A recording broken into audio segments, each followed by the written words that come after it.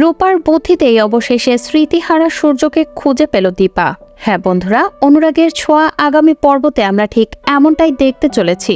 সেনগুপ্ত বাড়ির সবাই সোনারূপাকে নিয়ে আনন্দে মেতে থাকলেও কিন্তু সেনগুপ্ত বাড়ির সকলে সূর্যকে ভীষণ মিস করতে থাকে।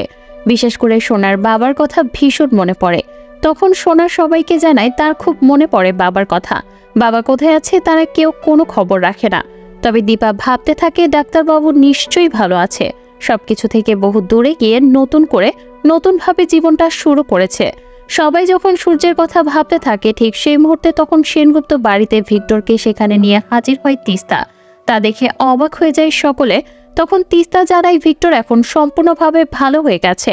ভিক্টর নিজের জীবনের পরোয়া না করে বৌদিকে সম্পূর্ণভাবে রক্ষা করেছে। আর তার চেয়ে বড় কথা, ভিক্টরের মায়ের দোষের জন্য ভিক্টর অযথা শাস্তি পাবে। ভিক্টরের এই মুহূর্তে থাকার কোনো জায়গা নেই, তাই ভিক্টর এখন থেকে এই বাড়িতেই থাকবে। তখন তিস্তার মুখে এমন কথা শুনে কেউ মেনে নিতে পারে না। আর এক পর্যায়ে প্রচন্ড ক্ষেপে যায় কাকা এবং অতি দ্রুত তিস্তাকে এই সেনগুপ্ত বাড়ি থেকে বেরিয়ে যেতে বলে। তখন তিস্তা সবার সামনে বলে এই বাড়িতে নাকি তার কোনো অধিকার নেই, শুধু বড় দিদির অধিকার রয়েছে। এর কিছুক্ষণ পর তিস্তা যখন ভিক্টরের হাত ধরে বেরিয়ে যেতে চায় ঠিক তখন দীপা তিস্তাকে বলে এই বাড়িতে তিস্তারও থাকার অধিকার রয়েছে, তাই তিস্তা ভিক্টরকে নিয়ে অবশ্যই এই বাড়িতে থাকতে পারবে। তখন দীপার মুখে এমন কথা শুনে ভিক্টর মনে মনে ভীষণ খুশি হয়। তবে দীপা বুঝতে পারে ভিক্টরকে বিশ্বাস করে তিস্তা আবারও চরম ভুল করলো। এরপরই দেখা যায় সেনগুপ্ত বাড়িতে সূর্য নামে একটা পার্সেল আসে।